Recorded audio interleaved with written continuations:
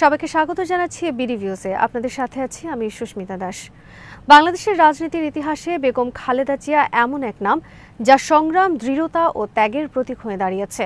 স্বামী শহীদ রাষ্ট্রপতি জিয়াউর রহমানের হত্যার পর যে নারী রাজনৈতিক অঙ্গনে প্রবেশ করেছিলেন এক অনিশ্চিত ভবিষ্যৎ নিয়ে, তিনি আজ বাংলাদেশের রাজনীতির এক কিংবদন্তি। দীর্ঘ রাজনৈতিক দমন, পীড়ন, কারাবাস, পরিবার শোক এবং সরকারি প্রতিহিংসা সবকিছু অতিক্রম করেও খালেদা জিয়া এখনও বিএনপির প্রাণশক্তি ও কেন্দ্রীয় শক্তি হিসেবে বিদ্যমান। আগামী ফেব্রুয়ারিতে অনুষ্ঠিতব্য জাতীয় সংসদ নির্বাচনের জন্য সম্প্রতি দলের পক্ষ থেকে তাকে ৩টি আসনে মনোনয়ন দিয়ে বিএনপি আবারও প্রমাণ করেছে দলের ভোটযুদ্ধের সবচেয়ে বড় ট্রাম্প কার্ড এখনও বেগম খালেদা জিয়াই। বিস্তারিত আলী আহমদ মাবরুরের প্রতিবেদনে।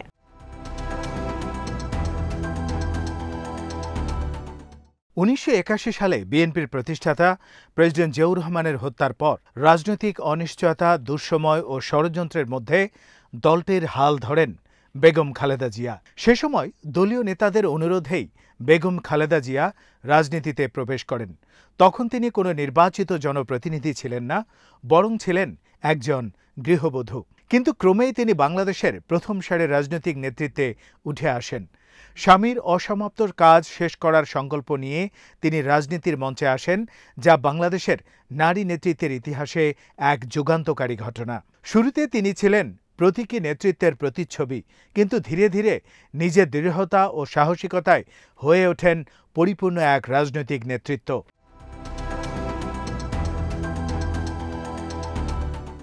১৯৮৩ থেকে ১৯৮৭ সাল পর্যন্ত সামরিক শাসক হুসাইন মোহাম্মদ এরশাদের বিরুদ্ধে গণ আন্দোলনে বিএনপিকে সংগঠিত করেন তিনি। ১৯৮৭ সালে তাকে গৃহবন্দী করা হয়, কিন্তু তাতেও আন্দোলন আরও বেগবান হয়। ১৯৯০ সালে আওয়ামী লীগ সহ অন্যান্য বিরোধী দলের সঙ্গে ঐক্যবদ্ধ আন্দোলনের নেতৃত্ব দিয়ে এরশাদ সরকার পতনে গুরুত্বপূর্ণ ভূমিকা রাখেন তিনি।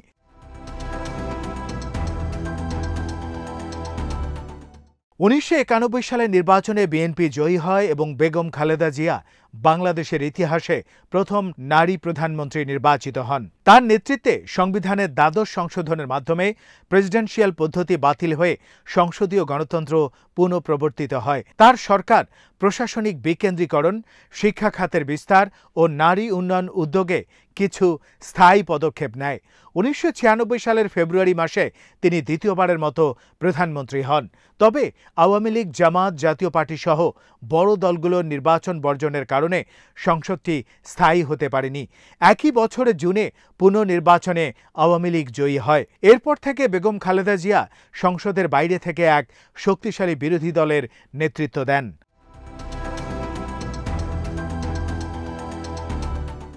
আওয়ামী লীগের ওই মেয়াদে বিরোধী দলগুলোর আন্দোলন একটি নতুন মাত্রা যোগ করে। মূলত তার দৃঢ়তা, আন্তরিকতা এবং দেশপ্রেমের জেরেই দেশে প্রথমবারের মতো জোটবদ্ধ রাজনীতির সূত্রপাত হয়। তিনি ৪ দলীয় জোট গঠন করেন, যার টার্গেট ছিল একসাথে আন্দোলন, একসাথে নির্বাচন এবং একসাথে সরকার গঠন। এটি বাংলাদেশের রাজনীতির মোড় ঘুরিয়ে দেয়। ২০০১ সালের নির্বাচনে আওয়ামী লীগের শোচনীয় পরাজয় ঘটে এবং ২/৩ বেশি আসনে ৪ দলীয় জোট বিজয়ী হয়ে সরকার গঠন করে। খালেদা জিয়া পুনরায় প্রধানমন্ত্রী হন। তার নেতৃত্বে অর্থনীতি স্থিতিশীলতা পায়, বিদ্যুৎ ও অবকাঠামো উন্নয়নে অগ্রগতি হয়। তবে শাসনামলের শেষ দিকে কিছু প্রশাসনিক দুর্নীতি ও রাজনৈতিক সহিংসতা নিয়ে সমালোচনা শুরু হয়।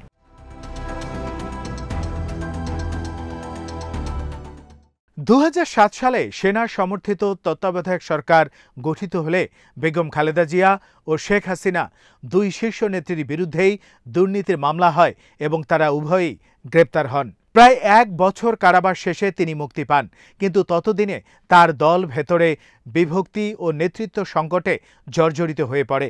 বিএনপিতে সে সময় সংস্কারপন্থীদের উত্থান হয়, যারা বেগম খালেদা জিয়াকে মাইনাস করার ষড়যন্ত্রে যুক্ত হয়ে যান।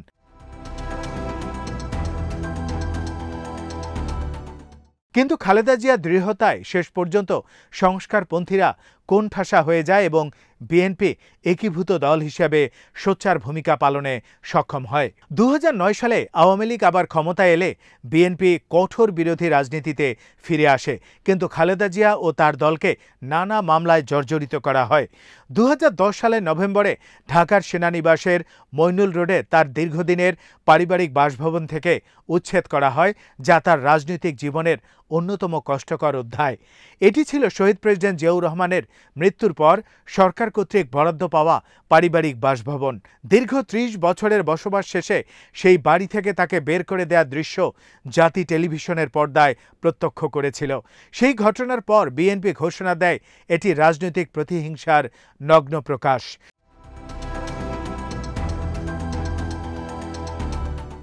২০১৩ সালে তিনি সরকার বিরোধী আন্দোলনে নেতৃত্ব দেন, কিন্তু পরের বছর ৫ই জানুয়ারির বিতর্কিত নির্বাচনে বিএনপি অংশ নেয়নি।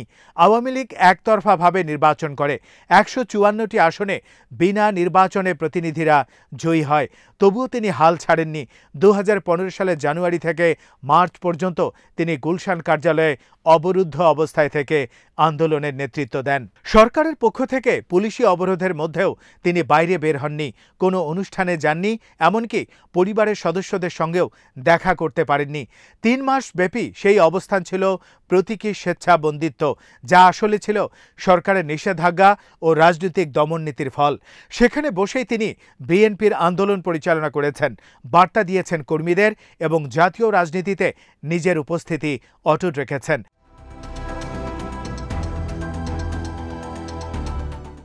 সে সময় তার ছোট ছেলে আরাফাত রহমান কোকো মারা যান। তিনি মায়ের পাশে ছিলেন না। খালেদা জিয়াকে তখন রাজনৈতিক অবরোধের কারণে বহু কষ্ট সহ্য করতে হয়। ছেলের জানাজায় তাকে রাজনৈতিক বাধার মুখে পড়তে হয়। এই পরিস্থিতিতেও তিনি যে মানসিক দৃঢ়তা দেখিয়েছেন তা অনেকের কাছেই বিস্ময়কর। এক সাক্ষাৎকারে তিনি বলেছিলেন, আমার সন্তানেরা যেমন শহীদের সন্তান, আমিও তেমন গণতন্ত্রের সংগ্রামের মা।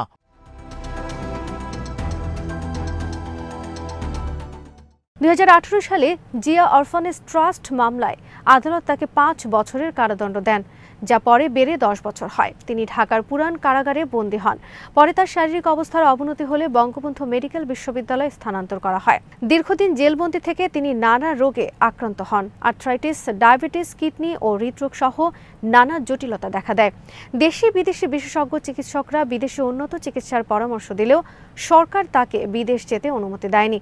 কয়েক দফা পরিবারের আবেদনেও রাজনৈতিক শর্তের বেড়াজালে তিনি মুক্তি পাননি। শেষ পর্যন্ত সরকারি সদয় বিবেচনায় শর্ত সাপেক্ষে তাকে বাসায় চিকিৎসার সুযোগ দেওয়া হয়, কিন্তু আওয়ামী লীগ সরকার বিদায়ের আগ পর্যন্ত তাকে বিদেশে চিকিৎসা নিতে দেয়নি।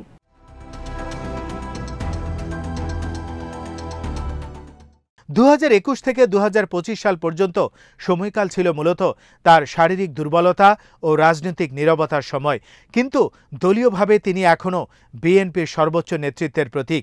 তারেক রহমান ভারপ্রাপ্ত চেয়ারম্যান হিসেবে দলের কার্যক্রম পরিচালনা করলেও বিএনপির মূল নৈতিক শক্তি হিসেবে বেগম খালেদা জিয়ার নামই উচ্চারিত হয় প্রতিটি সভা, মিছিল ও বক্তব্যে। ২০২৫ সালে আসন্ন জাতীয় নির্বাচনের প্রাক্কালে বিএনপি যখন কঠিন রাজনৈতিক পরিস্থিতিতে টিকে থাকার লড়াই করছে, তখন বেগম খালেদা জিয়াকে ৩টি আসনে মনোনয়ন দেয়া হয়। আগামী নির্বাচনে তিনি ফেনী ১, বগুড়া ৭ ও দিনাজপুর ৩ আসনে প্রার্থী হবেন। দলের ভারপ্রাপ্ত চেয়ারম্যান তারেক রহমানও বগুড়া ৬ আসন থেকে নির্বাচন করবেন।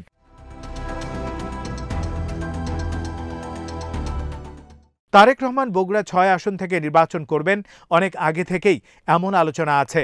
তবে অসুস্থতার কারণে এবার খালেদা জিয়া নির্বাচনী প্রার্থী হওয়া নিয়ে নেতাকর্মীদের মধ্যে সংশয় ছিল।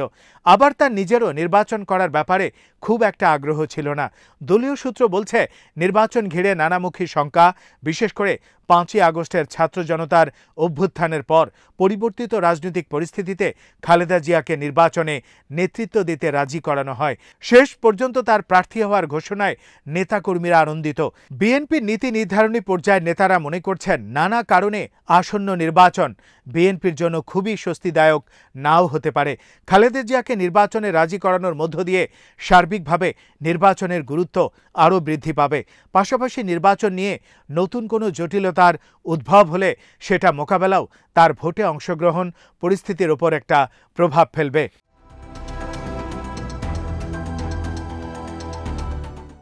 এতে বোঝা যায়, দলের কাছে বেগম খালেদা জিয়া এখনও শুধু ইতিহাস নন, বর্তমান ও ভবিষ্যতের দিক নির্দেশনাও। 4 দশকের এই রাজনৈতিক পথচলা একজন নারীর দৃঢ়তা, সাহস ও আপোষহীনতার অনন্য সাক্ষ্য বহন করে। এই মনোনয়ন যেন এক ধরনের ঘোষণা, খালেদা জিয়া কেবল দলের প্রতিষ্ঠাতা নেতার উত্তরাধিকার বহন করছেন না, বরং আজও বিএনপির নির্বাচনী রাজনীতির প্রধান মুখ। বেগম খালেদা জিয়া এখন বয়স ও অসুস্থতার ভারে নত, কিন্তু তার নাম উচ্চারিত হলেই বিএনপির কর্মীরা আজও শক্তি পান, অনুপ্রেরণা পান। কারণ ইতিহাস সাক্ষী, বাংলাদেশের গণতন্ত্রের সংগ্রাম যতদিন চলবে, খালেদা জিয়া ততদিন সেই লড়াইয়ের অবিচ্ছেদ্য প্রতীক হয়ে থাকবেন। আজ এখানেই শেষ করছি। সবাই ভালো থাকুন, সুস্থ থাকুন আর দেখতে থাকুন বিডি ভিউজ। চ্যানেলটি ভালো লাগলে সাবস্ক্রাইব করুন, সংযুক্ত থাকুন আমাদের ফেসবুক পেজে।